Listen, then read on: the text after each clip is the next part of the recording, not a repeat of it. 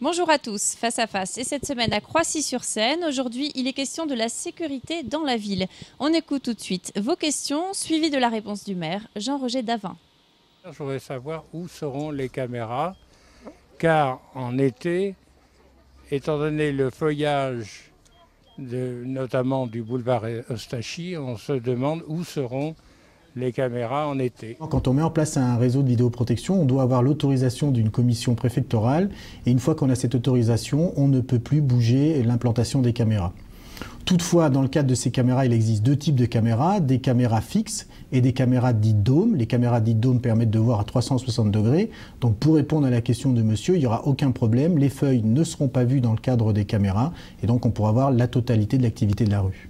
Ma question est la suivante. Pourquoi, comme nous pourrions nous pas avoir à Croissy, comme cela existe également au Vésinet et à Montesson, un système de sécurité qui serait relié directement à la mairie? On estime que la police municipale est faite plutôt pour avoir des missions d'intérêt général.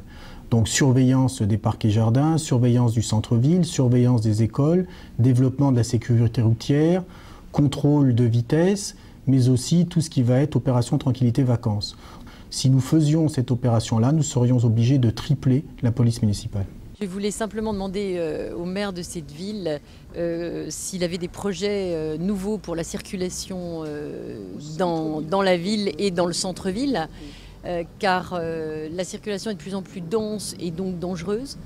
Et nous avons quand même peur pour notre sécurité, particulièrement tout ce qui tourne autour de la Patte d'Oie. Alors, la circulation en Croissy, nous avons réalisé des comptages de circulation en 2002 et en 2009.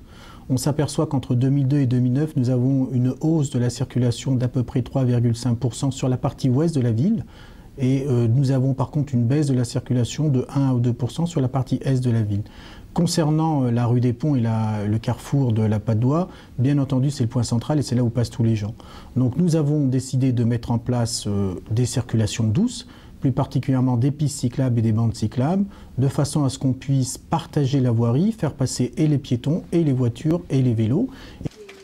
Comme je sais qu'à l'heure actuelle, tout se refait, les magasins, tout est bien, ben, la rue des Ponts, elle aurait bien besoin d'un petit coup de neuf parce que les trottoirs ils sont vraiment démolis. Donc la réfection des trottoirs de la rue des Ponts, le monsieur a raison, effectivement, il n'y a jamais eu de réfection des trottoirs de la rue des Ponts. Toutefois, c'est une voirie départementale, donc la chaussée est sous la responsabilité du Conseil général des Yvelines. Nous savons qu'il y a un plan pour pouvoir restaurer et remettre en place cette rue. Donc dès que les travaux de la chaussée commenceront, nous remettrons en place, nous, tout ce qui concerne le trottoir. Donc, concernant notre plan d'accessibilité qui a démarré en 2003 et qui finira en 2015, nous avons abaissé la quasi-totalité des trottoirs. Par la même occasion, on a mis en place des bandes podotactiles. Nous avons aussi, concernant les passages cloutés surélevés, là aussi plus de la moitié des passages cloutés de la ville de Croissy. Et il nous reste aussi beaucoup à faire sur les trottoirs, particulièrement sur le revêtement des trottoirs.